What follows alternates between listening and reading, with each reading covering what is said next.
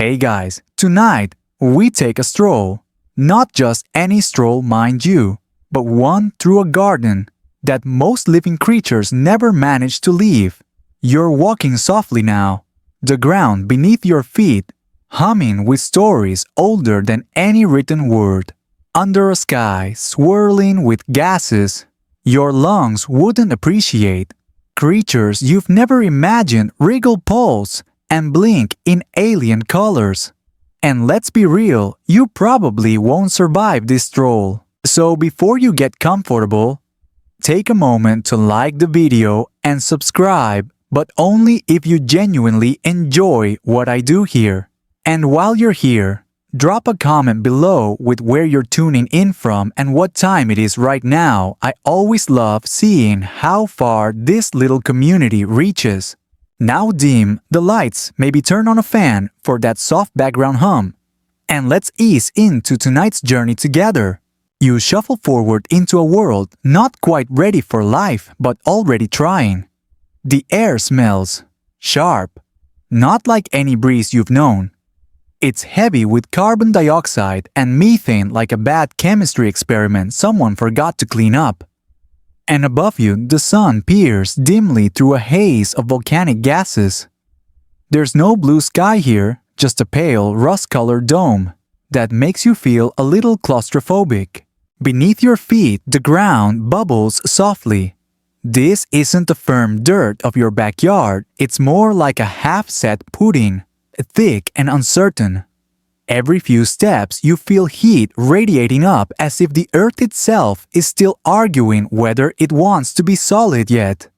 You might even spot a few geysers nearby hissing and spitting like grumpy tea kettles.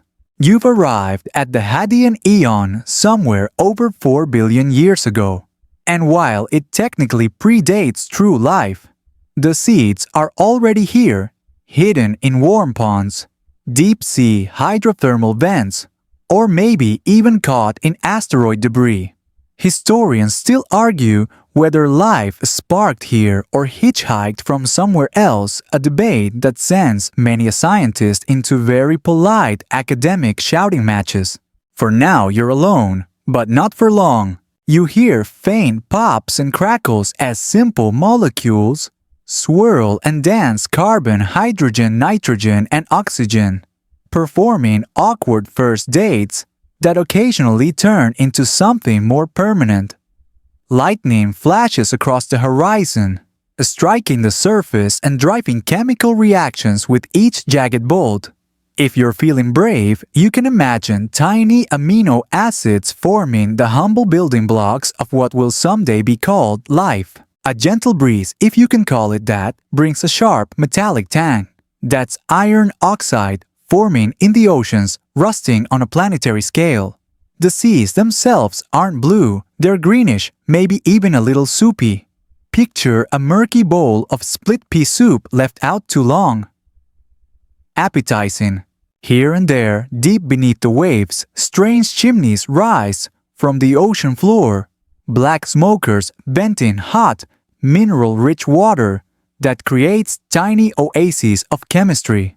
Around these vents, primitive single-celled organisms are forming little bubbles of oily membranes, clumping and splitting, experimenting with structure like a toddler stacking blocks for the first time. You peer into the water and see nothing visible at first. But if you could shrink yourself down to the microscopic scale, you'd witness a chaotic symphony of molecules, jostling, combining, and splitting apart endlessly and mindlessly. RNA strands may be flickering into existence, fragile patterns capable of copying themselves. Historians still argue whether RNA was truly first, or if some shadowy precursor beat it to the punch. Every once in a while, you catch a glimpse of something that almost looks like life as you know it. A membrane closes successfully. A strand of code duplicates. These simple single-celled organisms don't eat or breathe the way modern creatures do. They subsist on whatever chemical gradients they can find, making do with what this young Earth offers. The ground beneath you rumbles slightly. That's the planet still cooling, shifting, and rearranging itself. Supercontinents don't exist yet. Instead, early tectonic plates are dancing a chaotic, drunken waltz. Volcanoes erupt randomly, spitting out gases that will eventually form Earth's first toxic atmosphere. If you brought a picnic, you'd be dead before your sandwich hit the blanket. And yet, it's peaceful in a way. There's no rush, no predators lurking in the shadows. Because there are no shadows yet, no trees, no plants.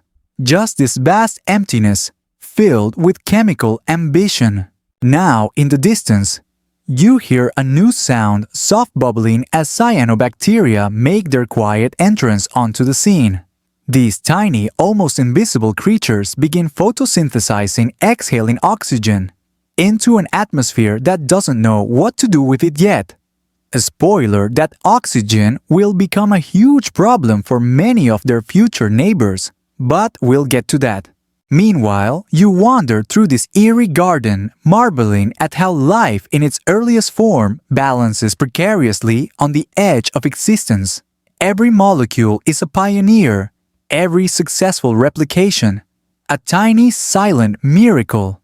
And yet failure is everywhere. Most combinations fall apart instantly or fail to copy themselves properly. But that's okay, life has time, lots of it. Up above, meteors still occasionally streak across the sky. Some bring more building blocks. Others deliver devastating impacts that reset the clock entirely. Historians still argue how many times life might have started over from scratch because of these violent interruptions. You pause for a moment, sensing the faint heartbeat of the planet beneath your feet. It's oddly soothing. You're standing at the very edge of possibility, a front row seat to the universe's greatest chemistry experiment. And somehow, despite the odds, the first fragile sparks of life have begun to glow. You step forward again, ready to follow this improbable story as it lurches toward its first real crisis. You take another careful step through this fragile world, but something has shifted. The faint bubbling you heard earlier, those tiny cyanobacteria happily puffing out oxygen, has become more than background noise. They're busy, industrious little things, and their work is about to cause one of the biggest accidents in Earth's history. You glance up at the sky, which is slowly brightening. The haze is thinning, replaced by patches of blue. It's subtle for now, but make no mistake. This isn't a friendly invitation for a summer picnic. This is the start of the great oxygen catastrophe. You see, oxygen seems harmless. We breathe it, we toast, marshmallows with it, we even light birthday candles thanks to it. But back then, oxygen was poison. For billions of years, early life on Earth thrived in an oxygen-free environment, relying on anaerobic processes, fancy term for breathing without oxygen. They had no idea their new cyanobacteria neighbors would start belching out a toxic gas that would turn their comfortable world upside down. Historians still argue whether cyanobacteria even knew what they were doing. Likely, they were just trying to survive using sunlight to split water molecules and releasing oxygen as waste. Like toddlers who scribble on the walls because they don't know any better, these microorganisms unknowingly triggered one of Earth's first mass extinctions. You peer into a shallow lagoon where countless bacterial mats stretch like slimy green carpets across the rocks. The air above them shimmers faintly as oxygen bubbles drift upwards, popping softly at the surface. Stromatolites, layered rock-like structures built by these bacteria, begin forming, some of which incredibly will still exist for you to visit in places like Shark Bay, Australia. The ground beneath you trembles faintly again. Volcanic activity continues to burp, greenhouse gases into the air, creating a weird balance of heating and cooling. But the rising oxygen slowly reacts with iron, dissolved in the oceans. Rust-colored clouds billow through the seas as iron oxides precipitate out, settling like blood-colored snow onto the ocean floor. These ancient deposits eventually form Earth's banded iron formations, massive iron ore reserves that modern humans will one day mine to build skyscrapers and smartphones. You're basically standing on tomorrow's construction materials. You kneel down, scooping a handful of water. It's oddly heavy, filled with dissolved minerals. You can almost feel the slow chemical warfare happening within oxygen, clashing with iron, carbon, and methane, stripping away the old and introducing something new, something unstable. As the oxygen levels continue to climb, ancient microbes that can't tolerate it begin to die off in staggering numbers. Entire microbial ecosystems collapse. The anaerobes that once dominated the planet are forced into the few remaining oxygen-free pockets, deep underground inside rocks or in the guts of creatures that will eventually evolve to tolerate them. It's easy to forget that oxygen, for all its friendly PR today, is highly reactive. Left unchecked, it can form dangerous compounds and strip away crucial molecular structures. Imagine being a single-celled organism happily floating along only for your delicate proteins to suddenly unravel because your neighbor's burps turn the atmosphere into a biochemical nightmare. You move carefully through this changing world. The air is still thin, but it's breathable for some. A few lucky organisms start adapting to the new conditions. These early oxygen users, called aerobic organisms, find ways to harness oxygen's power, safely unlocking massive amounts of energy. In a way, they're the ancestors of everything that breathes today, including you. Historians still argue whether this adaptation was quick or staggeringly slow. Did a handful of mutations save a few lineages, or was it a long, drawn-out process of desperation and chance? Either way, you're watching one of life's greatest filters play out before your eyes. But the oxygen crisis doesn't stop at the oceans. The atmosphere itself begins to change. The rising oxygen reacts with methane, a powerful greenhouse gas, dramatically reducing its concentration. Without methane to trap heat, Earth begins to cool. And not just a little. This triggers what many scientists believe to be one of the most intense ice ages in the planet's history, Snowball Earth. But we'll get to that in a moment. For now, you glance around at this world in transition. Towering plumes of volcanic smoke still billow in the distance. But above them, patches of brilliant blue peek through. The sunlight reflects off the growing glaciers. Near the poles, casting dazzling sparkles like diamonds scattered across a white tablecloth. It's oddly beautiful if you ignore the part where half of life is gasping its last. You brush your hand against a rock and feel its warmth, a reminder that beneath all this cooling chaos, the planet's molten core still churns. Life, as always, clings to the cracks and crevices. Deep below you, ancient microbes huddle in sulfurous vents, immune to oxygen's wrath, carrying on as if nothing's changed. And honestly, that's a recurring theme on Earth. Something survives. No matter how many extinction events roll through like bad landlords evicting tenants, some stubborn little squatters always hang on, waiting for better days. As you continue your stroll, a faint wind brushes your face. The smell has changed. Gone is the heavy metallic tang, replaced by a crispness that almost feels modern. But don't get too comfortable. This isn't your world yet. Ahead lies something even colder, crueler, and far more dramatic: the global deep freeze that's about to test life in ways it's never faced before. You keep walking. The ground crunches slightly under your feet now as if coated in a thin layer of frost.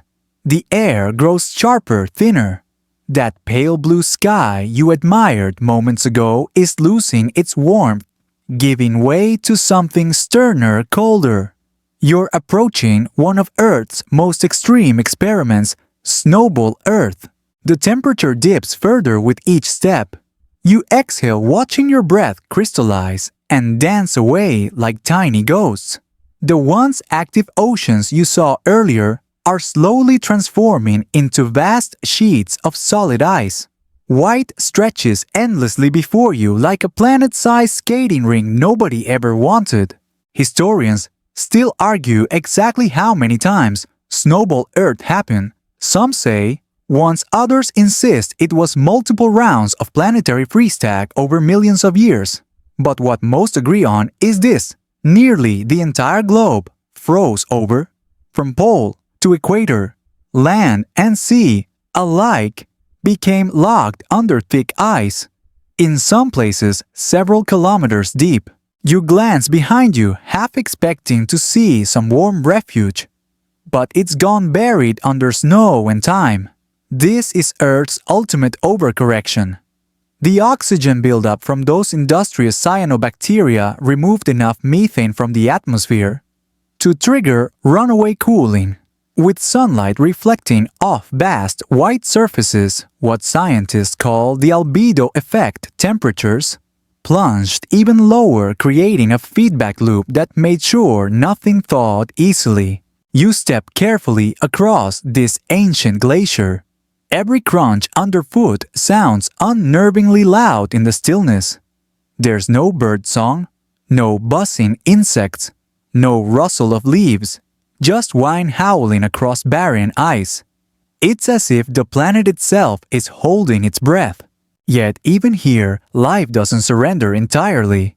Beneath you, deep under miles of ice, hydrothermal vents still pulse, with heat offering sanctuary to some of the same microbial communities you saw earlier.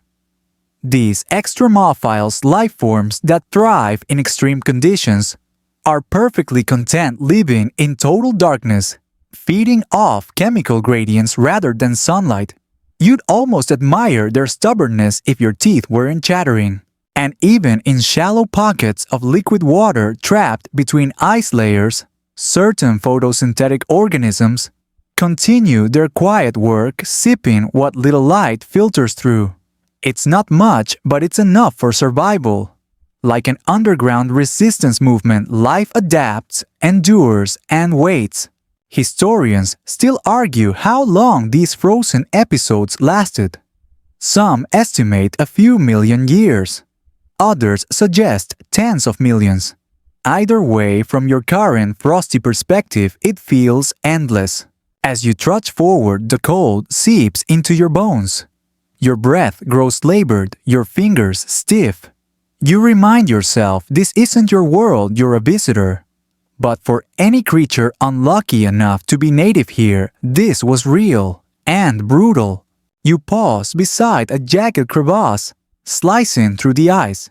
Peering down, you glimpse ancient bubbles, trapped for eons, tiny time capsules, preserving snapshots of Earth's prehistoric atmosphere.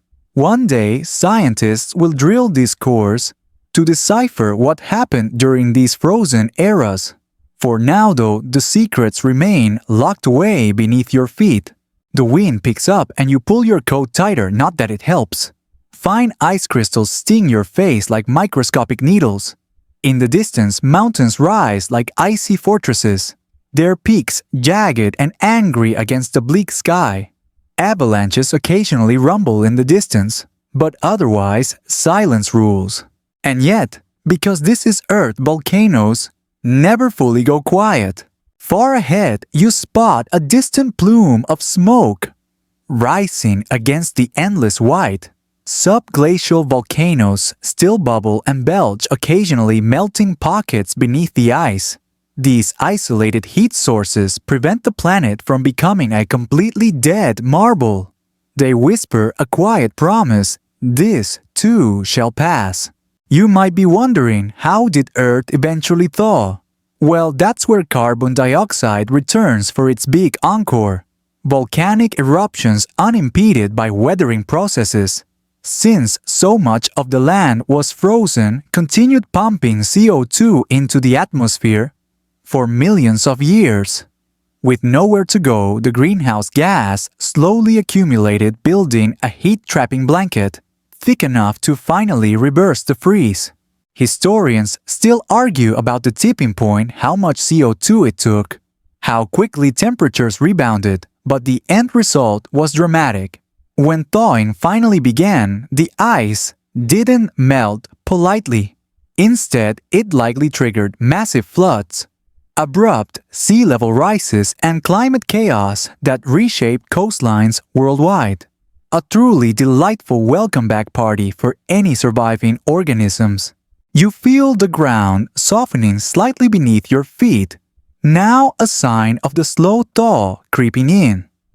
Trickles of meltwater run across the ice, like miniature rivers reflecting the weak sunlight. You hear distant cracking as glaciers fracture, groaning under their own melting weight. Above you, the sky shifts from dull gray to pale gold. A few brave clouds drift lazily, catching rays of light that feel almost warm against your frozen skin. For the first time in ages, you sense a return of life, not yet visible but palpable, like a heartbeat starting to quicken after a long sleep. The world isn't safe yet, not even close.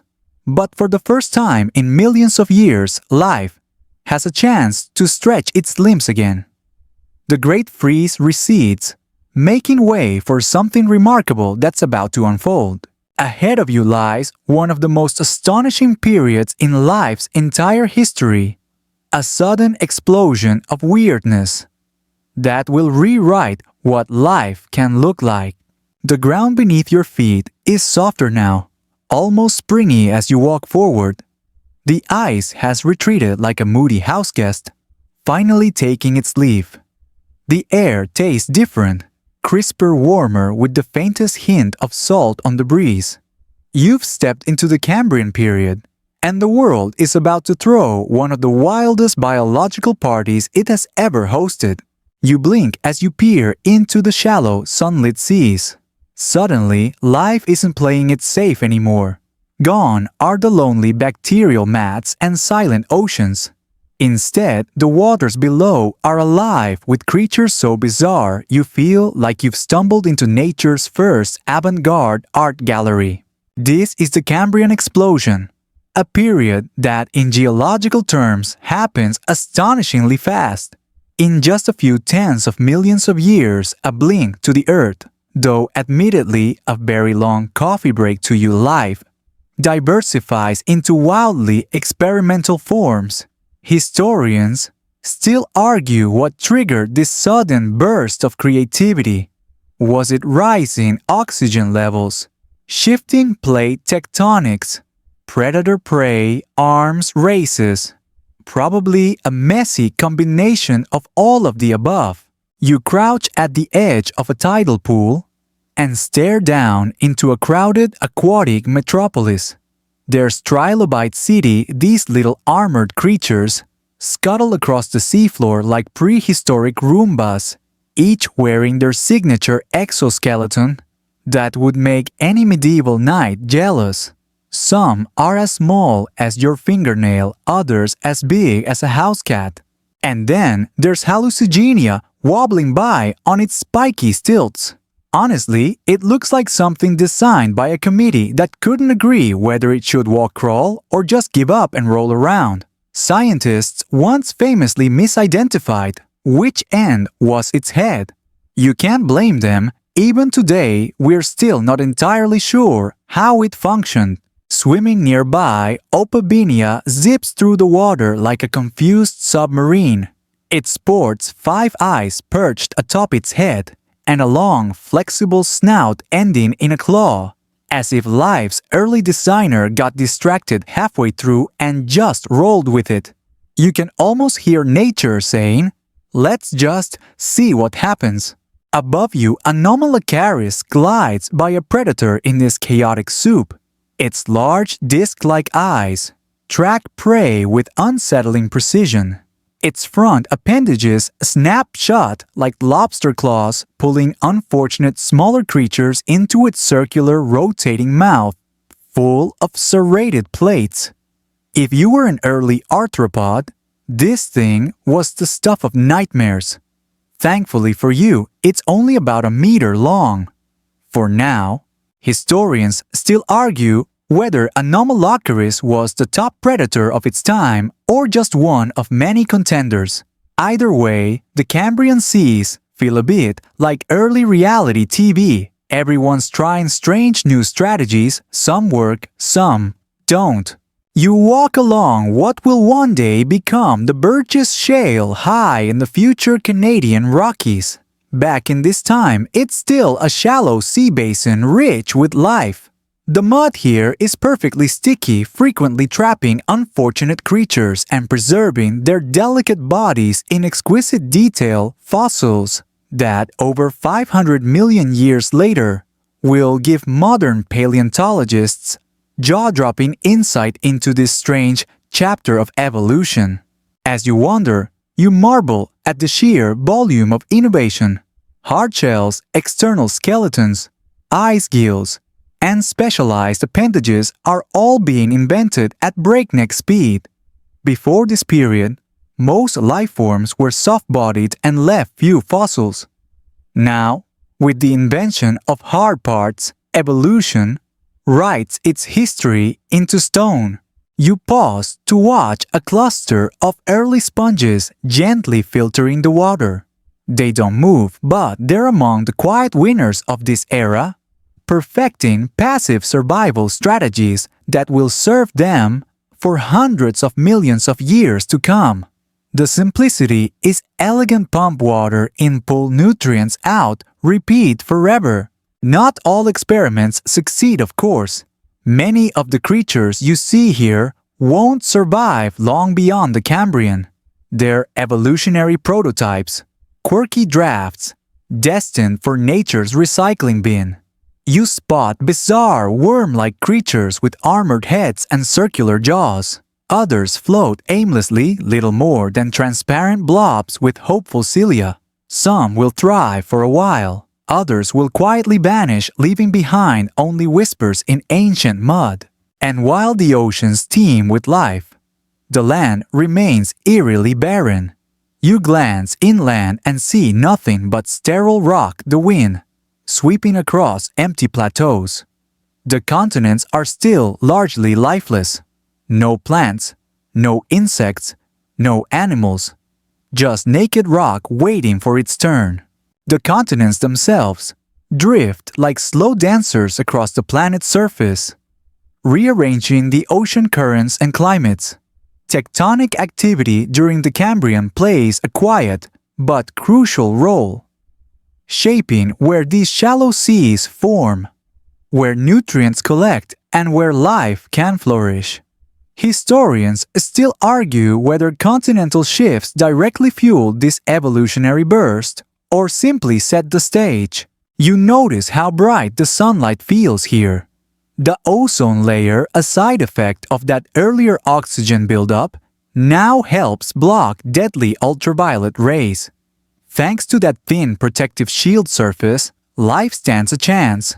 Without it, this entire Cambrian carnival would be impossible. A faint current twirls around your ankles as tiny creatures brush past. Some are early chordates, primitive ancestors of all vertebrates including you. Tiny translucent picaia swims by its flexible notochord, pulsing with each wiggle. If you squint, you can just barely trace the beginnings of what will eventually become backbones. You take one last sweeping look at this riot of creativity. Life once so precarious and simple has finally found its daring side. The world will never be this quiet again. For better or worse, the evolutionary arms race has begun. Ahead, however, trouble is brewing once more.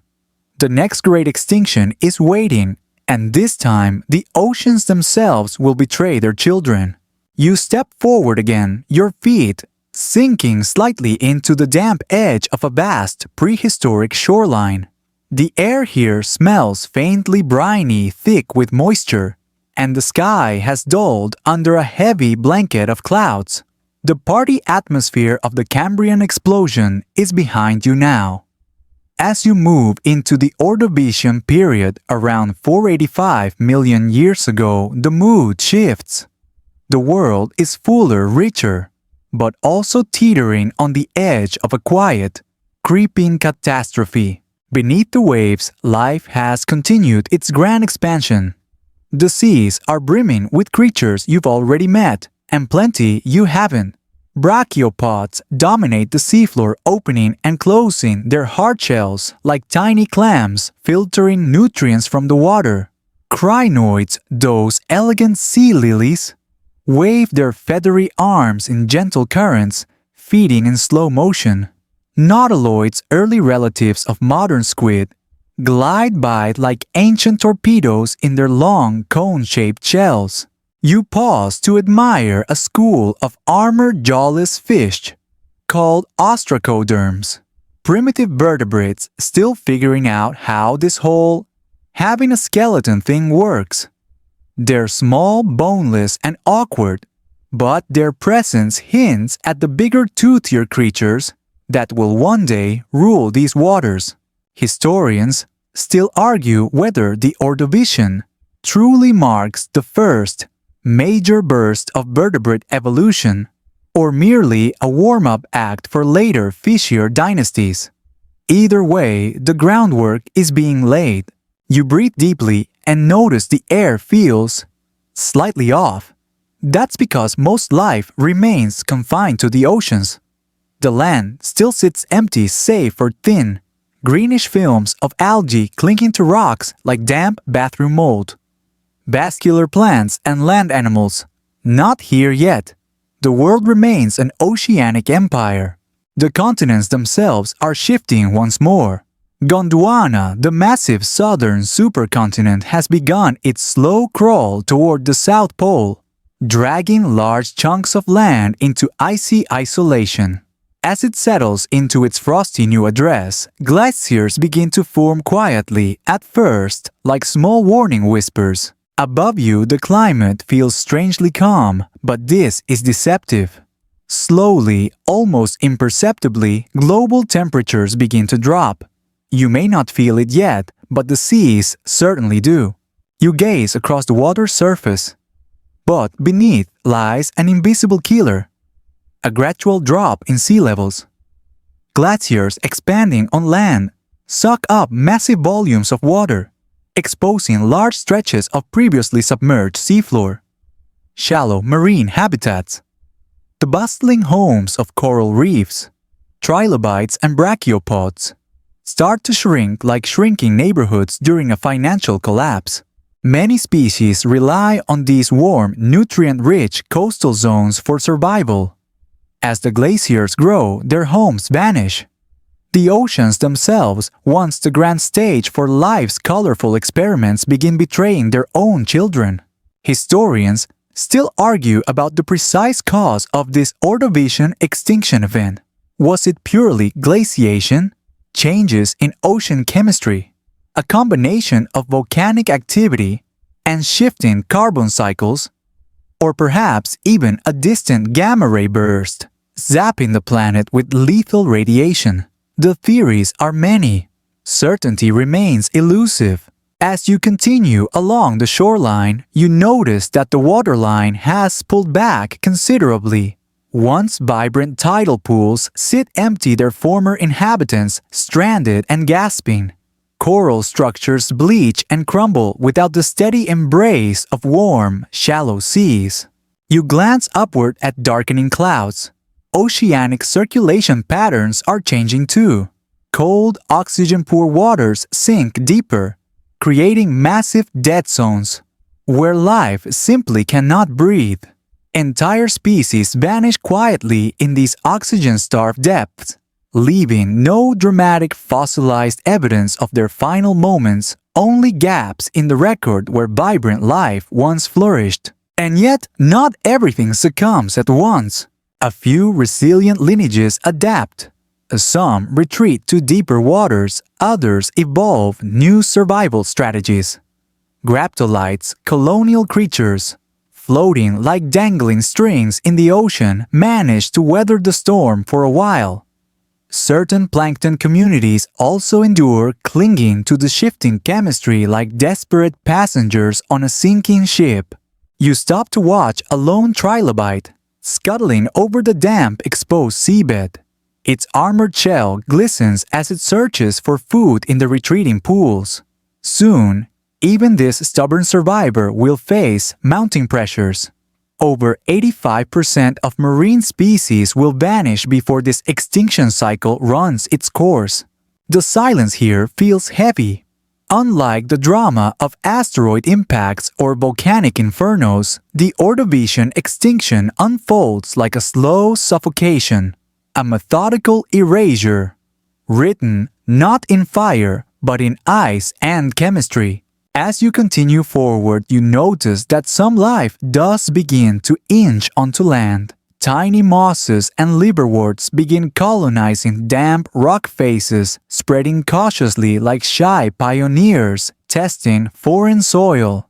They're simple and fragile, but this small act of botanical bravery foreshadows the massive green invasion still to come. In the distance, glaciers tower along ancient coastlines, their faces fractured with deep blue crevasses. When they calve, massive chunks crash into the sea, with a thunderous roar sending ripples across an otherwise still ocean.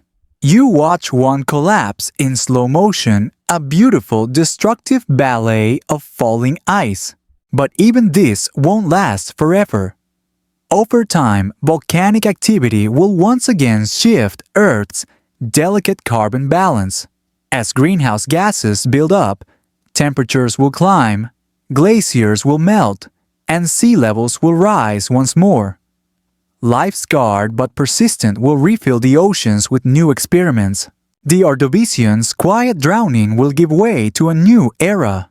An era where fish develop jaws, plants claim the land, and evolution rolls the dice all over again. Ahead of you lies the next evolutionary gamble and another extinction waiting quietly in the wings. You step forward into a world that feels greener. Finally, the air is warmer, and for the first time you catch the faint earthy scent of something familiar plants. You've arrived in the Devonian period, sometimes called the Age of Fishes. But don't be fooled. While fish are indeed thriving beneath the surface, something far more profound is happening on land. Life is learning how to leave the water behind. Tiny green shoots poke out from cracks in the rocks around you. They are simple at first, mosses, liverworts, and tiny vascular plants. But they're quickly joined by more ambitious pioneers. Ferns, horsetails, and towering tree-like plants called Archaeopteris stretch upwards, forming the planet's first primitive forests. Roots dig into soil that's barely begun to exist, breaking down rock and stabilizing the ground in ways that will permanently reshape Earth's surface. You hear the faint hum of wind weaving through these early forests. The silence is softer now, even without birds or insects buzzing. Yet this world feels fuller, less lonely. A different kind of heartbeat echoes beneath your feet as plant roots alter the chemistry of the soil and atmosphere, pulling carbon dioxide out of the air. Historians still argue exactly how much this surge of plant life contributed to the next extinction event. But one thing is certain: as plants locked away more and more CO2, global temperatures began to drop once again. And not just that, those deepening roots also carried nutrients like phosphorus into rivers and oceans, altering the chemistry of the seas in ways that would prove catastrophic. But let's not get ahead of ourselves. Because while doom is creeping in quietly, the Devonian is also full of incredible firsts. You peer into a crystal-clear stream and watch a school of armored placoderms, bizarre, heavily plated fish that seem more like swimming tanks than modern fish. The most famous of them all, Dunkel osteus, glides through the water easily, the size of a small car. Its jaw plates snapping shut with enough force to crush bone. If you feel a chill run down your spine, don't worry, you're not the only one. And then there are the sharks. Cladocelac, an early shark species, darts through the water with sleek efficiency, its torpedo-shaped body a hint of design perfection that will carry forward for hundreds of millions of years. Jaw's teeth cartilage nature is fine-tuning its engineering. Historians still argue why jaws evolved when they did. Were they originally for defense feeding or some other advantage entirely? Whatever the reason, they sparked a feeding frenzy that forever altered ocean ecosystems. But the most daring creatures aren't staying in the water. You crouch beside a shallow tidal pool and watch as a peculiar little animal drags itself onto damp sand. It's clumsy, awkward, and looks mildly embarrassed to be seen. This is Tiktaalik, the famous fishapod. With both gills and primitive lungs and fins beginning to resemble stubby limbs, it represents one of the most significant evolutionary experiments in history, the first tentative steps toward life on land. Its flattened head lifts slightly as it struggles forward, testing new muscles and exploring an unfamiliar world. You smile at its determination. This awkward shuffle will one day lead to salamanders, reptiles, birds, mammals, and eventually you. Around you, insects also make their debut. Wingless springtails bounce across the mossy ground like tiny living punctuation marks. Soon, primitive winged insects will follow, taking to the skies above the forests, filling the air with the first hum of invertebrate life. But beneath all this innovation, darker forces are brewing once again. You glance toward the ocean where a quiet killer is at work. The very plants that are conquering land are ironically destabilizing the oceans.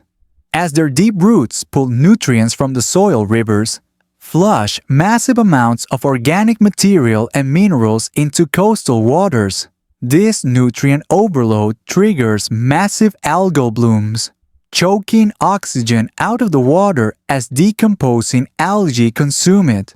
Massive dead zones spread across the seafloor areas where fish, trilobites, and corals simply cannot survive.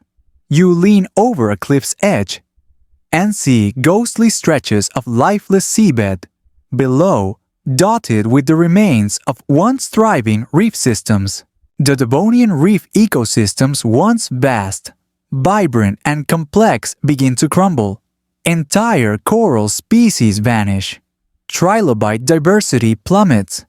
Even the mighty placoderms face steep declines as habitats collapse around them. Historians still argue whether these anoxic events alone drove the Devonian extinction, or whether additional factors like volcanism, climate shifts, and sea level changes played significant roles. Some suspect asteroid impacts may have contributed as well, because apparently the universe enjoys variety when it comes to wiping out life. As you walk along a slowly retreating shoreline, you notice how gradual this extinction feels. It isn't a single dramatic event like an asteroid strike. Instead, it's a prolonged squeeze, dragging on for millions of years.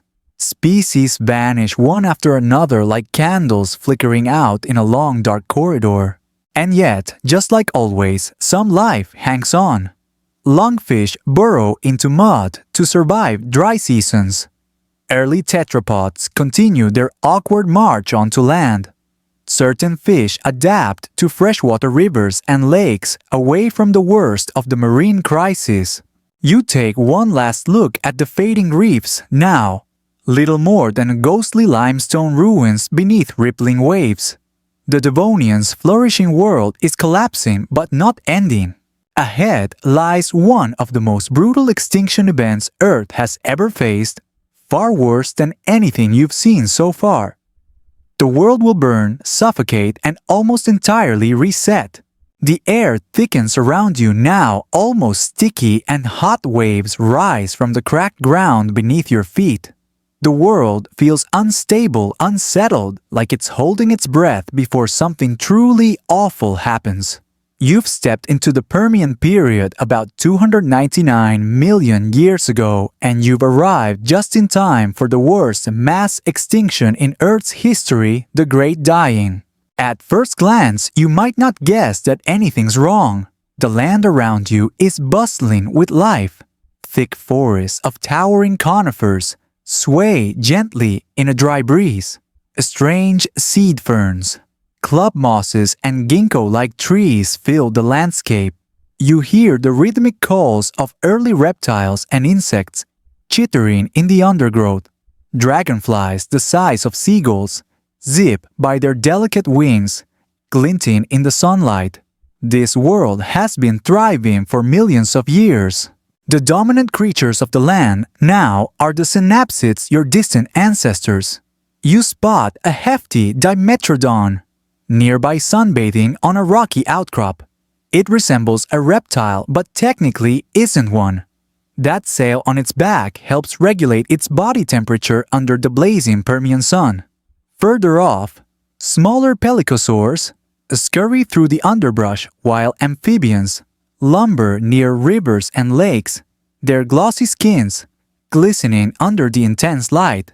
Historians still argue whether these early synapsids were warm-blooded or simply very clever cold-blooded creatures using their sails, burrows, and habits to master the Permian's wild climate swings. Beneath your feet, the planet itself is stirring.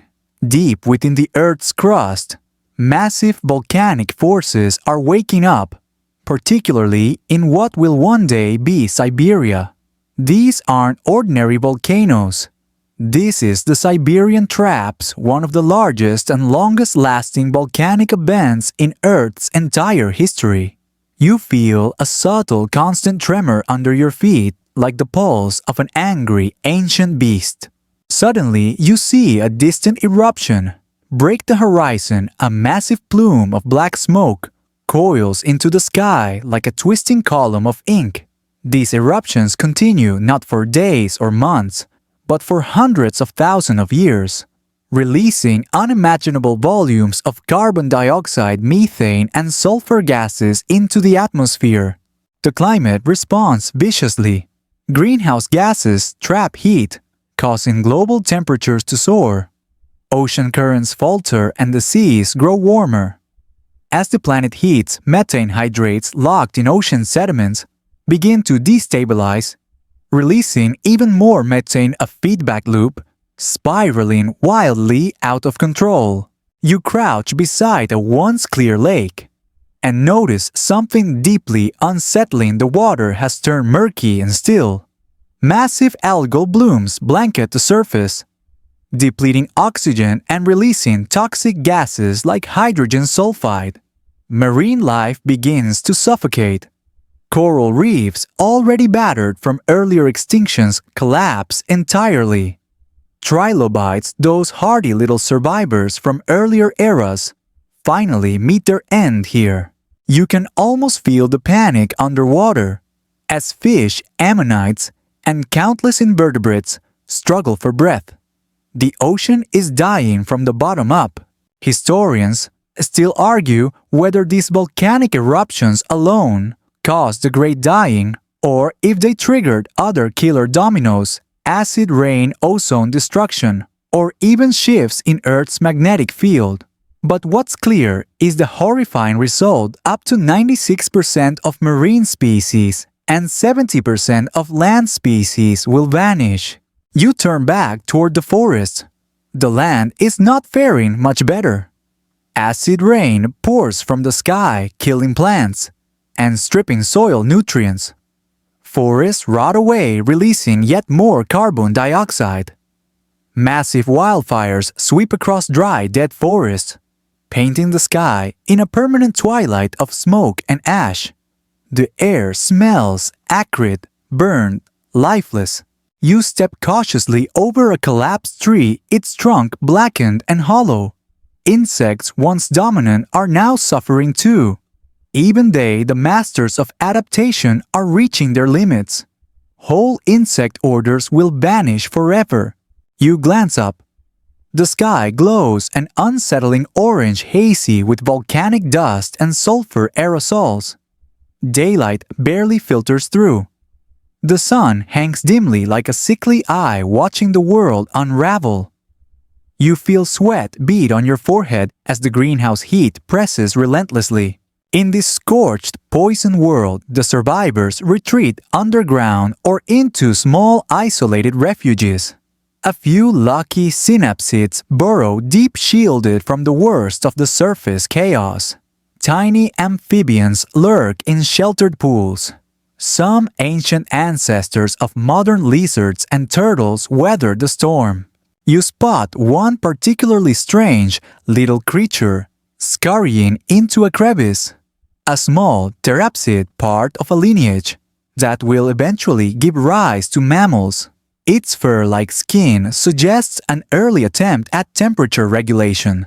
You can almost feel nature quietly preparing its next chapter, even as this one burns to the ground. The Siberian traps continue to erupt, belching gases for hundreds of thousands of years. The atmosphere becomes a cocktail of heat, acid, and toxins. Eventually, the planet reaches a point where even the chemistry of life itself, protein folding, cellular respiration, begins to break down for many species. You sit down for a moment, the ground still warm beneath you. This is extinction on a scale almost unimaginable. Unlike the dramatic asteroid strike that will one day take out the dinosaurs, the Great Dying unfolds as a slow-motion annihilation, stretching over millennia, a suffocating, boiling, toxic nightmare. And yet, somehow, once again, life refuses to quit. Tiny, ragged threads of biodiversity survive. From these scraps, a strange new world will rise. When the fires cool and the skies clear, the survivors will inherit a world emptied of competition. New creatures will emerge to fill the void, most famously the dinosaurs. You stand up and begin walking again, the ground still softly trembling under your feet. The nightmare of the Permian is fading, but in its place, something entirely different and no less astonishing awaits. Ahead lies a rebirth, and with it, a new gamble with extinction. The world begins to shift under your feet once again. The heavy smoky skies of the Permian have slowly cleared, leaving a cleaner, brighter horizon. You've now stepped into the Triassic period, roughly 252 million years ago, a world picking up the pieces after the worst mass extinction in Earth's history. The air smells fresh but not exactly welcoming. It's drier now, almost desert-like. The vast supercontinent Pangaea stretches endlessly in every direction, a single enormous landmass where scorching summers and frigid winters rule. You shield your eyes against the unrelenting sun. With so much land packed together, rain rarely reaches the interior. The climate swings wildly between extreme heat and chilling cold. Yet life, ever the stubborn tenant, has returned. You notice how strangely empty the land feels at first. Gone are the massive forests and endless coral reefs of previous ages. But slowly, cautiously, new players are stepping onto the stage. Scraggly conifers and cycads dot the landscape like survivors, surveying the aftermath of a battlefield. The forests of the past have not yet returned to their former glory, but they're working on it. Scurrying across the hot-cracked earth are the early archosaurs, ruling reptiles, who will soon dominate this new era. Some are small and fleet-footed like Euparkeria, darting between scrubby plants in search of insects. Others are bulkier, lumbering creatures, whose descendants will eventually give rise to both crocodiles and dinosaurs. Historians still argue about which branch split first, but the archosaurs are clearly rising stars in this reborn world. You pause as a small crocodile-like Postosuchus strides confidently across your path. With its powerful jaws and thick armored scales, it's an apex predator in this new world. Its eyes track you for a moment before it decides you're not worth the trouble. Lucky you. But beneath the surface, far more ancient battles are brewing. The Triassic is a time of volcanic roulette. The supercontinent itself is splitting apart slowly, almost lazily at first, but with consequences that will echo for millions of years. Cracks open deep within Pangaea, as enormous rift zones spread, allowing molten rock to surge toward the surface. You watch as distant plumes of smoke spiral upward, the beginnings of the Central Atlantic magmatic province. These volcanic fields are massive, stretching across what will one day become parts of North America, South America, Africa, and Europe. And while the eruptions aren't as prolonged as the Siberian traps before them, they're no less destructive. With each pulse of volcanic activity, carbon dioxide and sulfur dioxide pour into the atmosphere. Temperatures spike, ocean chemistry shifts, and ecosystems are destabilized once again. It's as if the planet can't quite stop testing its own breaking points. You crouch near a small coastal lagoon and notice that familiar pattern. Returning oxygen levels in the oceans drop, marine life struggles to breathe. An extinction ripples outward, like waves from a stone thrown into a pond. Ammonites, which managed to bounce back after the Permian, now face new pressures. Coral reefs barely have time to rebuild before they're hammered again by heat and acidification. Historians still argue whether these Triassic volcanic events triggered the final wave of extinction or simply accelerated it. Either way, roughly 75% of species vanish by the end of the Triassic, clearing the stage once more for whoever can endure. And this time, the victors are, well, let's just say you'll recognize them. You hear a low guttural call echo across the scrubland. Emerging from the brush is a creature that looks both familiar and alien, an early theropod dinosaur. It's lightly built with powerful hind legs, grasping claws and sharp teeth, perfectly designed for chasing down smaller prey. This is Coelophysis, one of the first truly successful dinosaurs. They aren't giant yet. No towering T-Rex. No long-necked Brachiosaurus, not yet. These early dinosaurs are nimble hunters and opportunistic scavengers, well suited to the unpredictable climate and volatile ecosystems of the Triassic. Nearby, you spot small mammal-like creatures scurrying into burrows as the predator passes, a reminder that your own ancestors have survived another close call. These early mammals are nocturnal, warm-blooded, and tiny, eking out a living in the shadows cast by the rising dinosaurs. Above you, the first true pterosaurs take to the air their leathery wings, stretched wide as they ride thermal updrafts from the warm ground. With their elongated jaws and sharp teeth, they fish for small creatures along riverbanks. Flight has officially entered the evolutionary game. You pause for a moment watching as this newly shuffled world rearranges itself again. The rules are changing, but life's determination remains the same. The Triassic is a transitional period, a world constantly resetting, shifting, and making way for what's to come. The final burst of volcanic activity pushes the last wave of extinctions across both land and sea. And in the quiet that follows, one group begins to rise, largely unopposed, the dinosaurs. Ahead lies the Jurassic, a golden age of giants' wings, teeth, and towering trees. But as you know, by now, every rise carries the seed of its own fall. The air grows thick with the scent of vegetation as you step forward, like walking into a giant living greenhouse.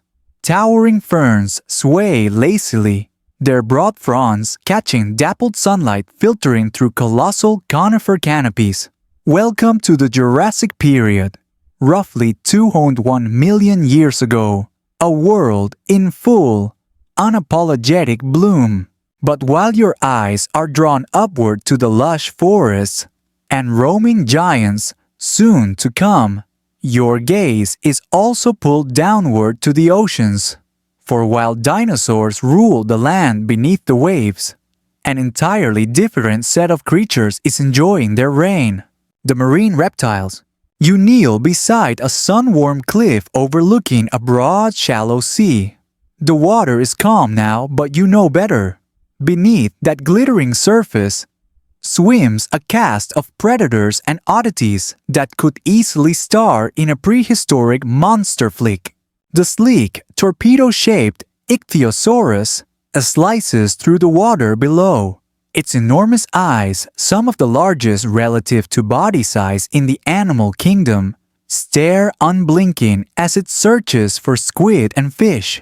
With its dolphin-like body and tail built for speed, it seems oddly modern, like nature stumbled onto a design so effective it's still being used today. Historians still argue whether ichthyosaurs descended directly from land reptiles or followed a more winding evolutionary path back to the sea.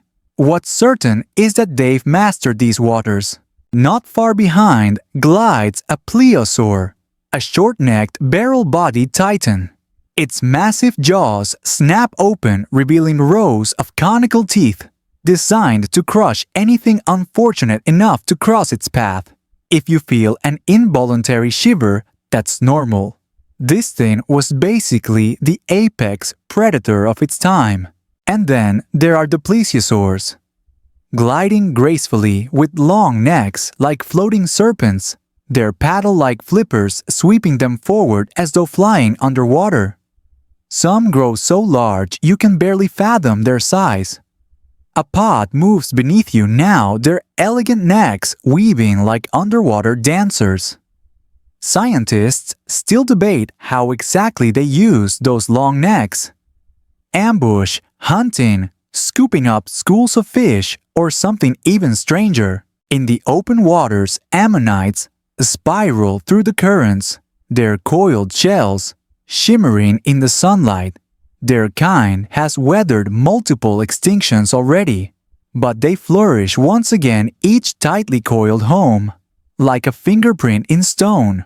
The deeper you look, the more crowded it becomes, schools of fish flashing like silver lightning, ancient crabs scuttling along the seafloor, and shoals of squid-like belemnites darting with jet-powered bursts. And yet, even as this underwater empire flourishes, small shadows lurk in the background, early signs that once again the oceans are not invincible.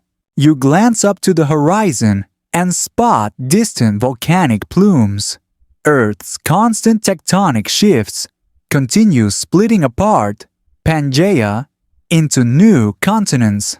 These movements reshape ocean currents, redistribute nutrients, and create both new habitats and new hazards.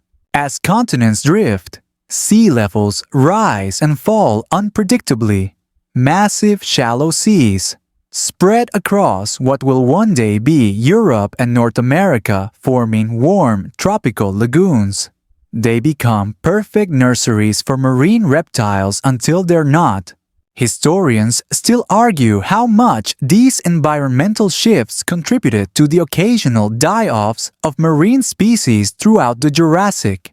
Were these small extinction pulses warning shots for greater disasters to come? The fossil record suggests that these mini-extinctions thinned out certain groups even while others thrived. You follow the coastline inland now, and the world shifts dramatically. Towering Diplodocus and Brachiosaurus lumber through the forests, their long necks reaching high into the canopy to pluck foliage. Herds of Stegosaurus shuffle through fern-covered clearings, their spiked tails twitching as a warning to lurking predators. You spot a Ceratosaurus, watching from the shadows, its horns, snout, and jagged teeth glinting as it patiently waits for an opportunity. But on land extinction is not knocking quite yet. The Jurassic is a time of abundance, with new niches being filled as fast as they're created. Giant trees tower overhead, their trunks wrapped in ancient vines, and early flowering plants beginning to experiment with color and fragrance, a quiet foreshadowing of what's to come in the Cretaceous. You glance up as a shadow sweeps across the forest floor. High above, pterosaurs soar, their wings stretched wide like living kites. Some are small and nimble, while others, like Pterodostro, have developed bizarre filter-feeding jaws to sift through water for tiny prey. Flight, as always, rewards the bold. Even here, the mammal-like creatures remain hidden, mostly in darkness. Shrew-like and nocturnal, they scamper across branches and nest in burrows, waiting for a distant future when their kind will finally rise. You pause beside a gently flowing river and listen. The hum of insects fills the air. Primitive flies and beetles, early bees, experimenting with the very first flowers. The symphony of life is rich, but somewhere in that harmony, the faintest dissonant note plays a hint that this balance is as always fragile. Storm clouds gather once more on Earth's long timeline. Continental drift will continue to reshape the planet. Volcanic activity will shift ocean chemistry again. Sea levels will rise and fall, subtly rearranging ecosystems. And far in the future, an object from the sky will change everything in a single brutal instant.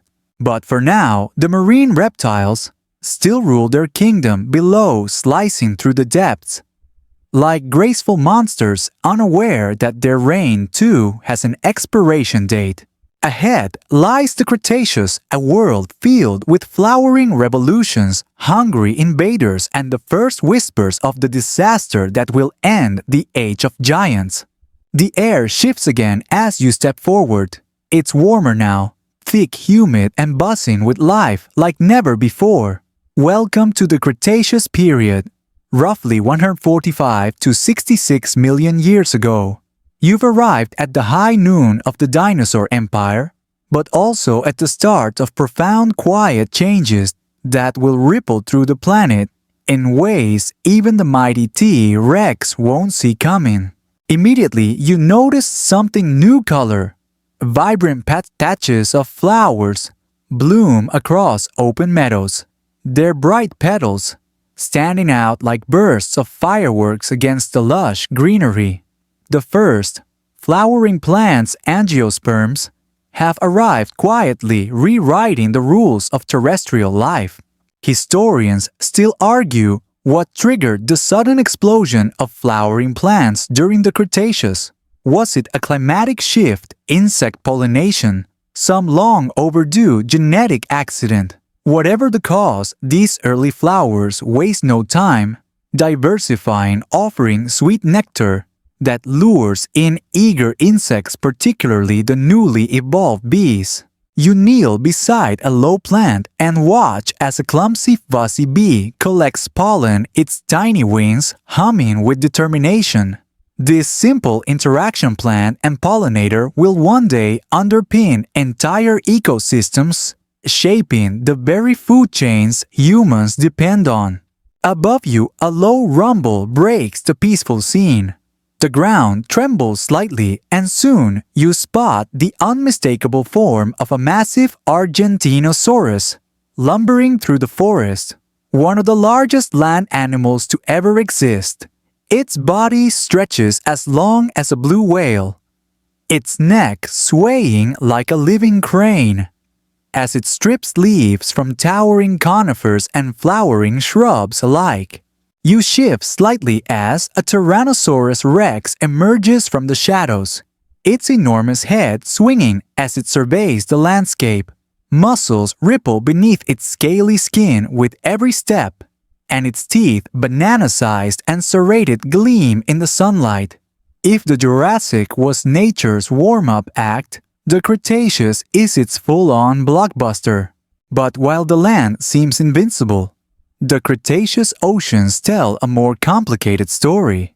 You move closer to a rocky cliff overlooking a warm inland sea, one of many shallow bodies of water that now crisscross the continents as sea levels reach some of their highest points in Earth's history. These warm, nutrient-rich seas become home to new marine superstars, the Mosasaurus. You watch as one of these colossal marine reptiles rockets through the water jaws, snapping shut around an unsuspecting fish. With its long, streamlined body and powerful tail, Mosasaurus reigns supreme beneath the waves, making earlier marine reptiles like plesiosaurs seem almost quaint in comparison. Historians still argue whether Mosasaurus hunted in packs or prowled solo. Either way, you wouldn't want to find yourself swimming alongside one. Further offshore, giant sea turtles glide peacefully, while schools of ammonites, now with elaborate shell designs, continue their dance unaware that their lineage is once again approaching its final curtain call. And above the waves, newly evolved seabirds dive and swoop with remarkable skill, taking advantage of both air and sea. But under the surface, trouble brews. Nutrient-rich runoff from newly formed mountains and active volcanic arcs begins to destabilize ocean chemistry. Massive blooms of planktonic algae. Some toxic choke entire regions, driving oxygen levels dangerously low. Marine dead zones spread slowly, suffocating the life below. You crouch beside a tidal pool and notice small fish struggling near the surface, gasping for oxygen that isn't there. The water takes on a greenish tint, filled with microscopic blooms. The pattern feels unsettlingly familiar, a slow, creeping imbalance, quietly eroding biodiversity from within. Meanwhile, invasive species start to reshape the land as well. You turn your attention back to the forests and spot an uninvited guest. Flowering plants spreading aggressively into new territories, edging out older plant groups like cycads and conifers. These newcomers offer faster growth, quicker reproduction, and new partnerships with pollinators and herbivores alike. Small mammals, once tiny and secretive, begin experimenting with new body shapes and behaviors. Some grow larger, others develop more complex teeth, hinting at the diverse mammals that will one day rise when the dinosaurs are gone. You spot one now, a tiny shrew-like mammal darting under a fallen log, its eyes sharp, its nose constantly sniffing. And yet, for now, the dinosaurs remain masters of this vibrant world. Herds of triceratops roam open plains, their frilled skulls glinting in the sun as they graze on flowering shrubs. Packs of swift-feathered velociraptors weave through dense undergrowth, communicating in clicks and chirps as they hunt. Yes, feathers, you glance at a flock of microraptors. Gliding between trees, their iridescent feathers shimmering like oil on water. Historians still argue exactly when and why feathers first evolved. Was it for insulation display or gliding? Likely all three. But what's certain is that many dinosaurs now look far more like bizarre birds than scaly lizards. The skies are equally busy. Pteranodons, with massive wingspans, coast along coastal breezes, while early true birds like Ichthyornis dive into the waves, snapping up fish with sharp-toothed beaks. You take a deep breath and scan this world of astonishing beauty and innovation.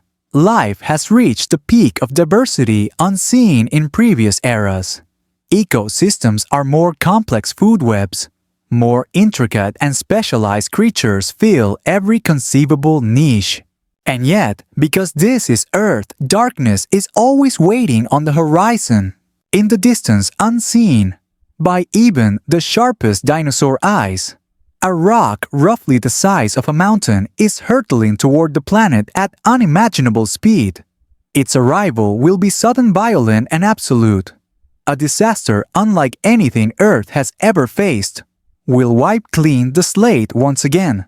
But for now, life marches forward, oblivious to the clock ticking down. Ahead lies impact and extinction, on a scale that will leave even the mighty dinosaurs powerless. You feel it before you see it. The air hums faintly like the entire world is bracing itself. Somewhere above in the vast emptiness of space, an asteroid roughly 10 kilometers wide barrels toward Earth. This will not be a slow extinction like those before. This will be swift, violent, and merciless. But right now, standing here on the late Cretaceous plains, none of the creatures sense what's coming. You watch a herd of triceratops grazing peacefully, their massive heads swinging rhythmically as they tear into shrubs and flowering plants. Nearby, towering Tyrannosaurus rex strides confidently, king of a world soon to collapse. Pterosaurs glide overhead, while feathered theropods dart through undergrowth. The world is vibrant, lush, buzzing full. And then light! Not the soft, warm light of the Cretaceous sun, but a streak of white-hot brilliance tearing across the sky. The asteroid, traveling faster than anything the planet has ever experienced, punches through the atmosphere. In seconds, it superheats the air, turning it into a plasma furnace. The ground trembles violently beneath your feet. A distant rumble builds into a deafening roar, as if the sky itself is splitting apart. You shield your face instinctively. The asteroid slams into what will one day be Mexico's Yucatan Peninsula, carving out the 150-kilometer-wide Chicxulub crater. The impact releases energy equivalent to billions of nuclear bombs. Shockwaves ripple across the entire planet. Tsunamis hundreds of meters high race outward, obliterating coastlines. Forests burst into flame as molten rock rains from the sky like falling stars. Historians still argue whether the asteroid alone was responsible for the full extent of the extinction, or whether it was the final blow, following massive volcanic eruptions in India's Deccan Traps, which had already stressed the climate. Regardless, the result is the same. You stumble as the ground convulses beneath you. The sky darkens rapidly, not from nightfall, but from the dense clouds of soot and ash rising into the stratosphere. This global dust cloud will block sunlight for months, even years, plunging the planet into a prolonged winter. Photosynthesis halts. Plants wither. The intricate food web, so carefully built over millions of years, collapses almost instantly. Herbivores starve first, followed swiftly by the carnivores that depend on them. You step through what was once a vibrant meadow, now coated in a thin layer of soot and ash. The air smells of sulfur and scorched earth. Charred remains of trees lie toppled around you like scattered matchsticks. The oceans, once teeming with ammonites, Mosasaurs and plankton become silent. Acid rain triggered by atmospheric sulfur poisons marine ecosystems. Ocean temperatures plummet, currents shift, and oxygen levels drop catastrophically. Ammonites, those tireless survivors of previous extinctions, finally vanish entirely. The towering marine reptiles, Mosasaurus, Plesiosaurs, succumb to starvation and environmental collapse. Even the once thriving coral reefs bleach and die. On land, the great dinosaurs fall one by one. You pass a fallen Ankylosaurus, its armored body half buried in ash. Further ahead, a small Velociraptor lies still beneath a fallen tree, its once sharp claws curled in silent defiance. The towering Tyrannosaurus Rex, so recently the apex predator of its time, now stares upward with hollow eyes. Its reign, like so many others before it, has ended. And yet, through this immense devastation, life finds tiny footholds. Small mammals huddled underground in burrows survive the initial catastrophe. Their warm-blooded bodies, flexible diets, and secretive lifestyles give them an edge in the new, unstable world. Birds descendants of small-feathered dinosaurs also manage to endure flying between isolated refugees in search of dwindling food sources. Historians still argue why some species survived, while others, seemingly better equipped, vanished. Was it pure chance, adaptability, physiology? Perhaps all three. The only certainty is that this extinction event wipes out approximately 75% of all species on Earth. You gaze at the pale, dim sky, now filled with fine particles that scatter sunlight into eerie twilight shades. Global temperatures have dropped dramatically. Even tropical regions feel cold and barren. Crops fail. Food chains shrink to their simplest components. Life has once again been reduced to its most basic threads. And yet, if you listen carefully, you can hear it. The soft chirp of an early bird, the scurry of a tiny mammal foraging for seeds, the first green shoots breaking through layers of ash. Even in the face of annihilation, the stubborn rhythm of survival beats on. As you continue forward, you realize the age of dinosaurs has ended, but it has cleared the way for something new. The survivors will adapt and evolve, giving rise to entirely new dynasties of life. Ahead of you lies the Paleocene, a world of strange mammals, giant birds, and evolutionary experimentation in a recovering, reshaped Earth. The world you step into now feels unfamiliar, not because it is empty but because it is strangely quiet. The great dinosaurs are gone. The giant marine reptiles are gone. The towering ferns, thick cycads, and dense forests of the Cretaceous have thinned. This is the Paleocene epoch, starting around 66 million years ago, and Earth has become a giant blank canvas. You walk across rolling hills, dotted with small, scrubby plants, and low forests, regrowing cautiously beneath the pale sun. The air is cool but no longer bitter. The skies clearer now that the dust and ash from the asteroid strike have finally begun to settle. Green life slowly spreads its fingers back across the land. Everywhere you look, nature seems to be improvising. Without dinosaurs ruling the scene, mammals surge forward to claim the many vacated niches. Some look familiar, like early rodents scurrying through underbrush or primitive shrew-like creatures darting under fallen logs. Others, though, are experiments nature is testing for the first time in this wide-open world. In the distance you spot Paleoricts, a tiny insectivore, sniffing for beetles in the loose soil. Its sharp snout and tiny claws make it one of the many small survivors that skittered through the worst of the extinction and now thrive in the absence of larger predators. Historians still argue how quickly mammals diversified after the dinosaurs vanished. Some believe mammals had already begun evolving during the dinosaurs' reign but were simply overshadowed. Others suggest this post-extinction world gave them the sudden freedom to explode into new forms. Either way explode they do. Larger mammals quickly begin to appear, some resembling primitive versions of today's hoofed animals, others like early versions of primates. You spot Plesiadapis, an early tree climber leaping through branches with large eyes, grasping limbs and a flexible tail, a whisper of the primates to come. But while mammals rise, birds seize their own moment in the spotlight. You glance upward and freeze as a colossal shadow crosses the clearing. A massive flightless bird, nearly twice your height, struts confidently through the undergrowth.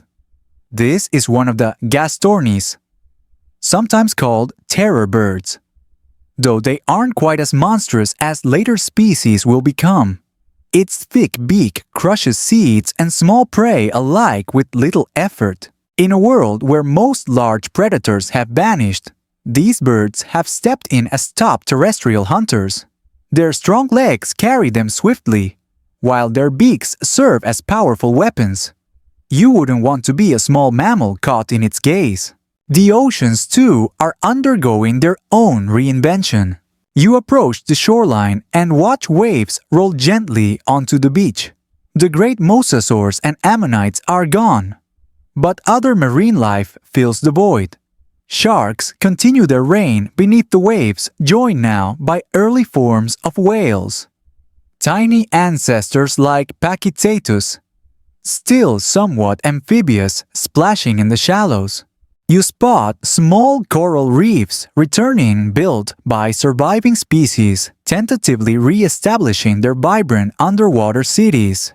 New types of plankton begin to repopulate the oceans, slowly rebuilding the base of the food chain. Historians still argue why certain ocean creatures like sharks and some mollusks managed to endure while others were wiped out completely. Size, diet, reproductive strategies, the truth remains a fascinating puzzle. As you move inland again, you sense how rapidly the landscape shifts. The Paleocene world is highly dynamic both in climate and in life. Continental drift continues pushing landmasses closer to their modern positions. Mountain ranges rise. Ocean currents shift. Weather patterns evolve. And with them, so does life. Many mammals grow larger with surprising speed. In the absence of dinosaurs, size is no longer as dangerous. You pause as a group of pantodonts graze nearby strange, cow-sized herbivores with heavy bodies and small brains, peacefully chomping on ferns and leaves. They're clumsy, but in a world with few large predators, clumsy is good enough. Farther ahead, the earliest relatives of modern horses and tapirs wander through scrublands still small and light, but clearly experimenting with the shapes that will one day become familiar to your eyes.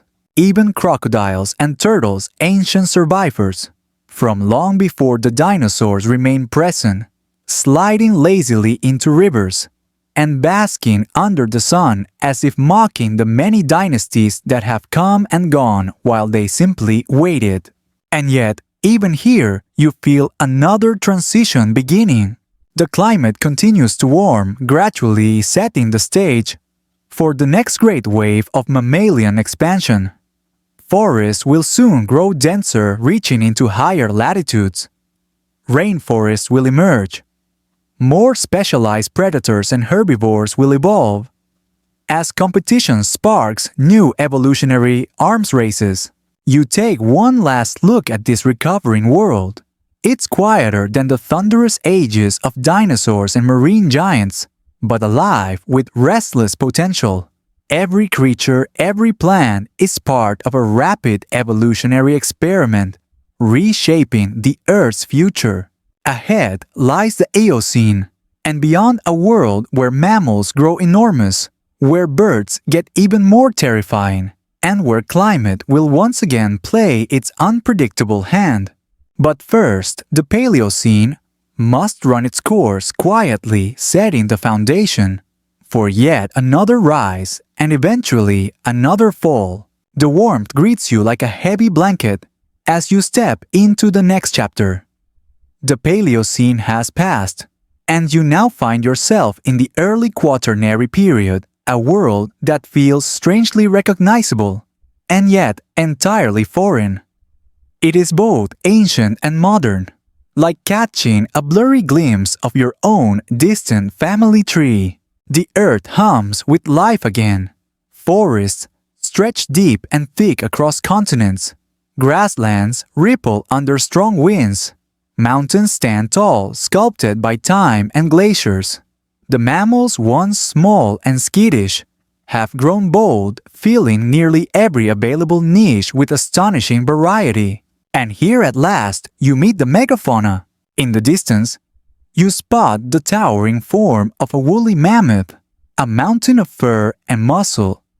Its long, curved tusks sweeping majestically as it forages through the snow-dusted grass. The air is crisp and cold. The world is locked in one of many glacial phases that define this Ice Age epoch.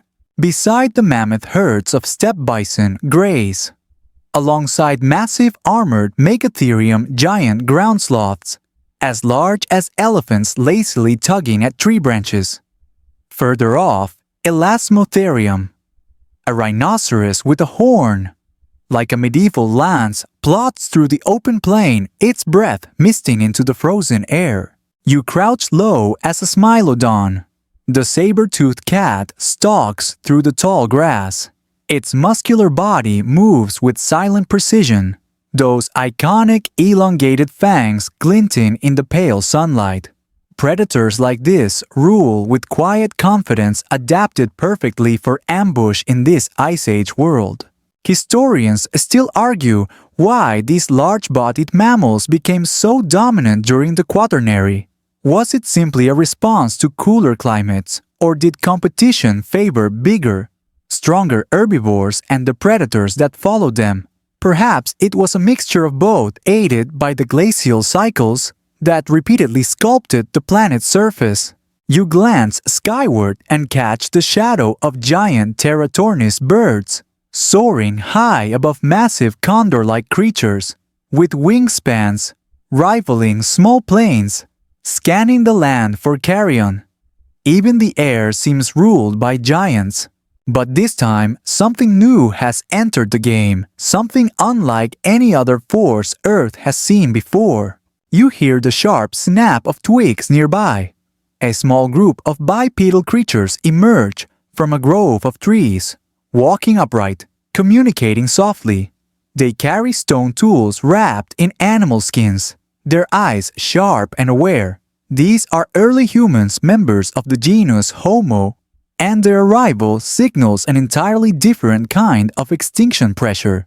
Unlike the asteroid or volcanic eruptions, humans bring something more subtle intelligence. Their tools grow more sophisticated. Spears, traps, and eventually fire allow them to hunt efficiently.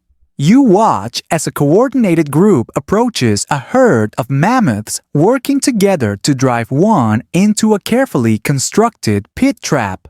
The hunt is brutal but calculated, a testament to the growing mastery of this young species. Historians still argue how much responsibility humans bear for the disappearance of the megafauna. Was it purely overhunting? Or did rapid climate changes at the end of the last Ice Age tip the balance too? Most likely, it was a lethal combination of both climate pushing ecosystems to their limits and humans finishing what nature started. You walk across the tundra and find remains scattered across the snow, Giant bones half buried under thin layers of frost. A mammoth tusk protrudes like a frozen monument, a silent reminder of how even the mightiest creatures fall. As the Ice Age begins its final retreat, temperatures rise, glaciers melt, and sea levels rise dramatically. Coastal regions disappear underwater, and rich new ecosystems form across the newly exposed plains. Forests reclaim land once buried under ice sheets, while deserts bloom briefly during interglacial periods. The megafauna, however, continue to vanish. Smilodon disappears. So does Glyptodon, the Volkswagen-sized armored mammal, and Megaloceros, the giant stag with antlers wide enough to brush against trees as it walked.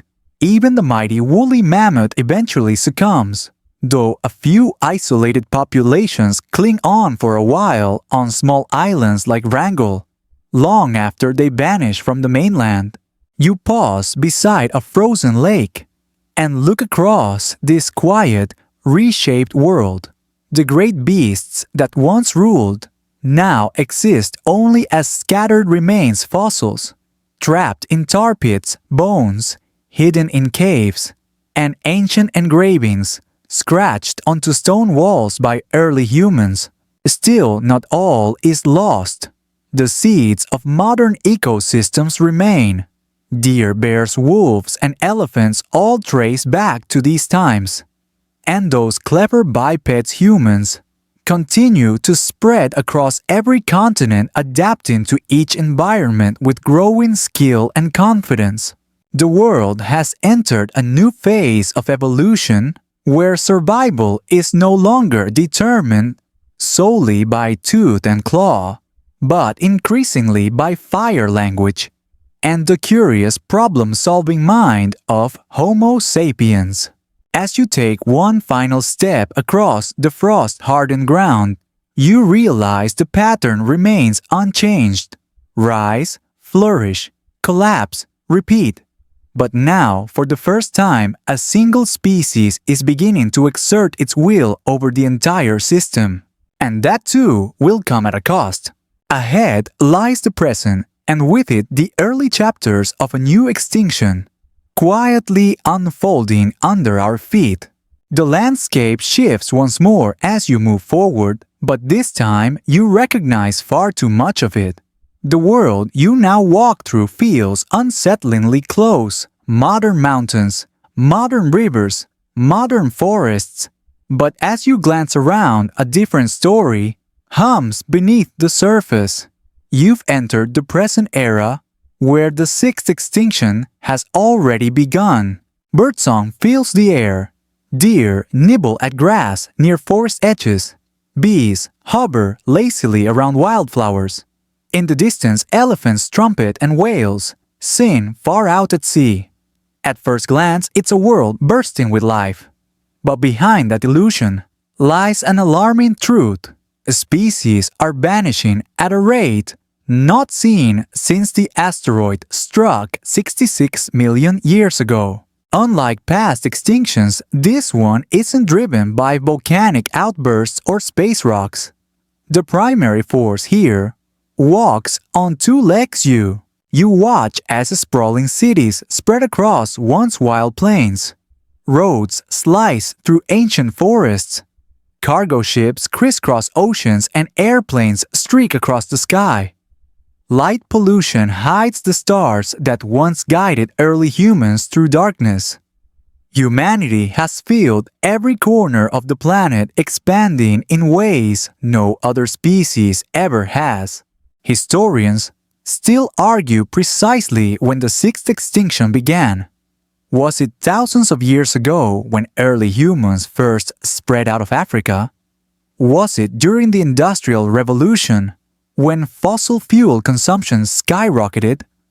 Or is it only in recent decades that the acceleration has become undeniable? What is certain is that this extinction bears a very different fingerprint. You pass a logging site where massive trees lie fallen their rings, counting hundreds of quiet years now abruptly ended. Tropical rainforests once teeming with biodiversity shrink by the hour, cut down for farmland timber and development. Each cleared acre represents thousands of lost species, many never even studied or named before their disappearance. In the oceans, you peer beneath the waves to find reefs bleached ghost white by warming waters and acidification. The vibrant coral cities that once rivaled any terrestrial ecosystem now crumble under heat-stress pollution and overfishing. Entire schools of fish vanish. Top predators like sharks are reduced to a fraction of their former numbers. You watch a sea turtle struggle up a beach littered with plastic debris to lay its eggs only to find its nesting grounds consumed by rising tides caused by melting polar ice. The planet's warming climate is no longer a distant prediction.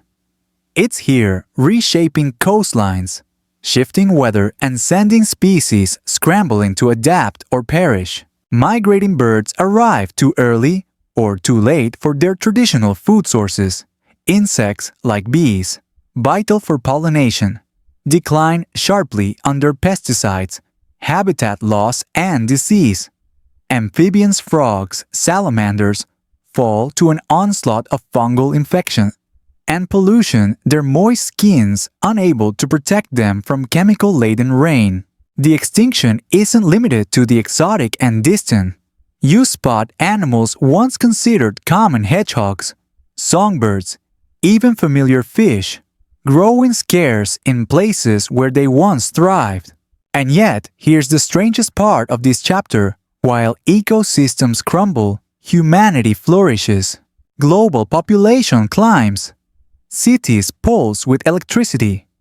Technology advances at dizzying speed, satellites orbit. Overhead genomes are sequenced, and artificial intelligence reshapes how you understand the very world you're altering. The species driving the sixth extinction lives longer, travels farther, and commands more power than any creature before it. But that power carries its own threat, unlike the volcanic plumes of the Permian or the asteroid of the Cretaceous. Humanity's impact unfolds through millions of small decisions, cumulative, relentless, and often unintended. Historians still argue whether the sixth extinction can be reversed or at least slowed. Conservation efforts spark some hope. Protected reserves, rewilding projects, and species recovery programs demonstrate that sometimes with enough effort, extinction isn't inevitable. The California condor, the black-footed ferret, even certain whale populations have shown that a comeback is possible. You pass a group of scientists tagging elephants, tracking their migration to prevent poaching. Others work to restore wetlands, rebuild reefs, and preserve endangered habitats. The fight isn't over yet, but time is not on your side. Global warming accelerates. Sea levels rise. Arctic ice retreats. Extreme weather events multiply. Every degree of warming pushes fragile ecosystems closer to thresholds they cannot cross and still recover. You pause at a quiet meadow where butterflies dance over wildflowers. The beauty remains, but the silence feels heavier now, as though the earth itself holds its breath. This extinction event doesn't unfold like the roaring terror of the Chicxulub impact. It creeps like a shadow growing longer at dusk, a steady, patient, difficult to reverse. And perhaps that's what makes it most dangerous of all. Ahead of you now lies the final chapter, not a distant future, but one being written even as you breathe. The question remains, will the story of life continue to echo through the eons, or will this time at last be the end? The air grows quieter as you walk forward, as if the world itself has paused to consider what comes next. You've reached the edge of the unfolding story where history blurs into present and present teeters into future. This is not the close of an extinction yet, but the moment where consequences and choices collide. The great cycles of life you've witnessed, rises and falls, explosions and collapses, survival and annihilation, have brought you here. And now the most powerful force shaping the biosphere is not a volcano, not an asteroid, not a glacier, but us. You walk through a modern city where glass towers glitter under artificial suns and streets pulse with the endless motion of millions of human lives. Cars hum past, planes slice through the sky, satellites blink far above. It's astonishing this complex buzzing hive humanity has built in so few geological moments. And yet, as you stroll past manicured parks and crowded highways, you notice what's missing: the wild symphony that once roared all around. The world hums with the noise of technology, but the deep ancient music of the living planet grows fainter. In the countryside beyond the city, farmlands stretch as far as your eye can see, in monocultures feeding billions.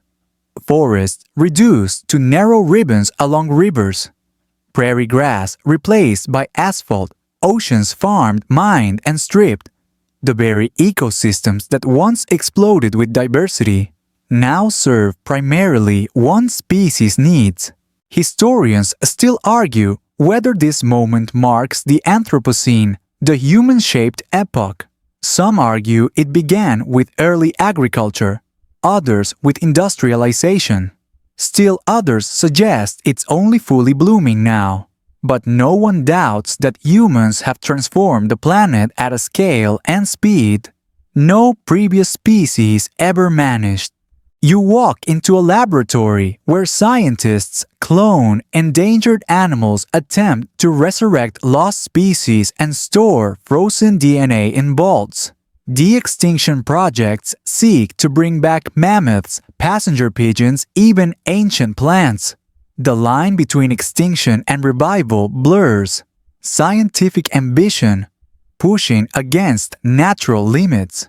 But is this rescue or hubris? Historians still argue whether such interventions can truly restore lost ecosystems, or whether they're simply delaying inevitable collapses. Further ahead, you enter vast nature reserves where rewilding programs release captive-born wolves, bison, and lynx back into carefully managed wild spaces. In some places, the efforts succeed.